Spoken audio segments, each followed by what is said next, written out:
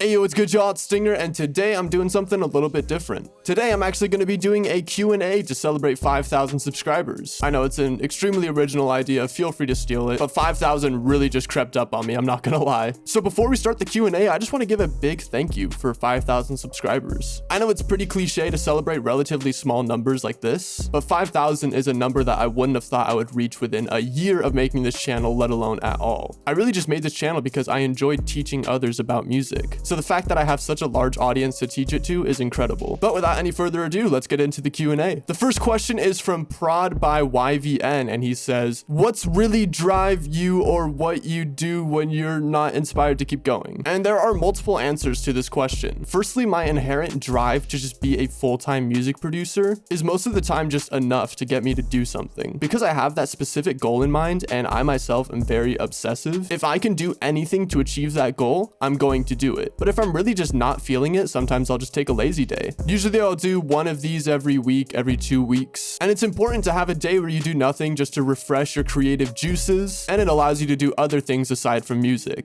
For the next question, my guy Crispy Got Sauce asked, when you started making beats? And to answer that question, I can actually give you an exact date. The first beat that I ever uploaded was on my Minecraft gaming channel, and the exact date was July 11th, 2017.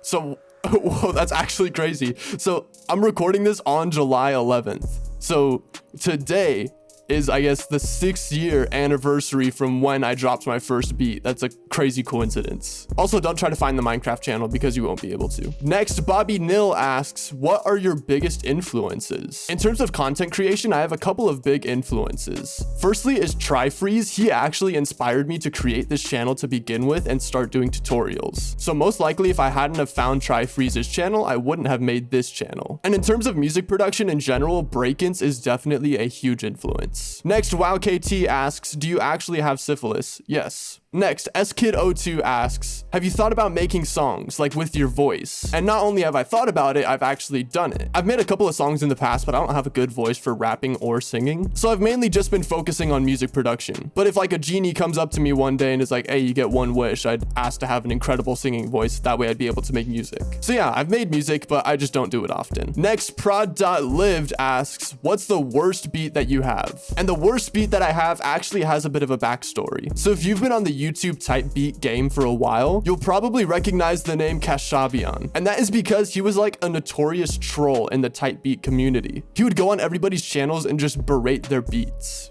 And the funniest part about it was that his beats were god awful. So if you're ever bored, go to Kashabian's channel and look at the comment section. They're hilarious. But yeah, Kashabian started a raid on my channel. Almost every single beat that I posted, he would leave a comment saying like it was like trash or booty or whatever. So I decided to make the worst beat I could possibly make, and I titled it a Kashabian type beat, which may very well be the first instrumental diss track ever. But after I posted that beat, he literally never commented on my channel again. So with that being said, this is what that beat sounds like. Stinger on the track, boy.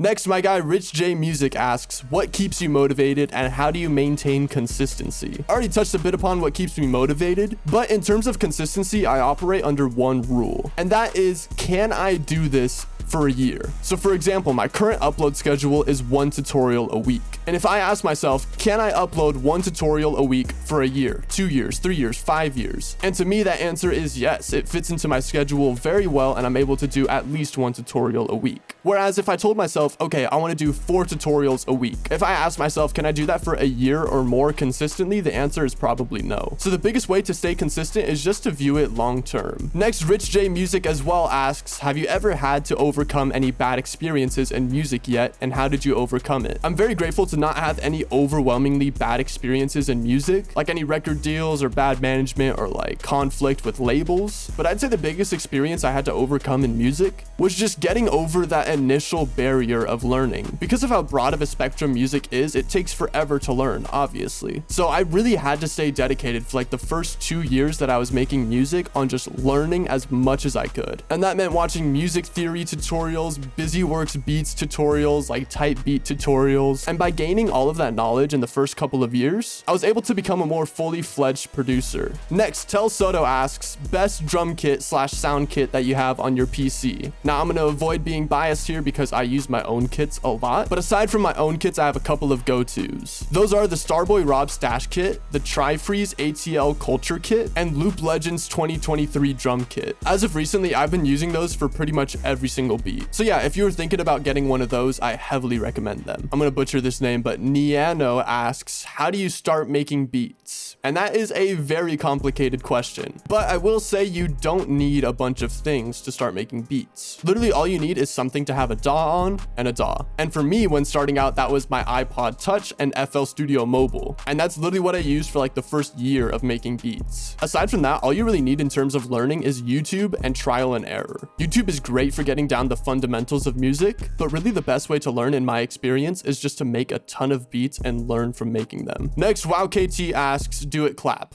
I mean, they don't call me Luger Slap for nothing. Next, my guy Starborn asks, what's your dream goal besides placements as a music producer? And I touched upon this a little bit in a previous question, but my number one goal as a music producer is just to become a full-time music producer. If I can go the rest of my life just making music for a living, I will be 100% content. I don't need any placements. I don't need any fame. I just want to be able to make music and make money off of it, which in today's music business is a bit challenging, but you know, baby steps. And the final question comes from Prod by Quinn Miller, and he asks, ball stench. And to answer that, typically lavender, but with hints of peanut butter. So yeah, deranged questions aside, that is going to wrap up the Q&A. Thank you to everybody who submitted questions. I had a really great time answering them. And also again, thank you so much for 5,000 subscribers. It truly means a lot, especially when thinking about my goal of being a full-time music producer. Having that metric just reassures me a little bit more that it is possible. So thank you. But yeah, other than that, if you have any more questions, feel free to throw them in the comments below and I will do my best to answer them. Also consider subscribing as I post 1 tutorial a week and 2 sound kits a month.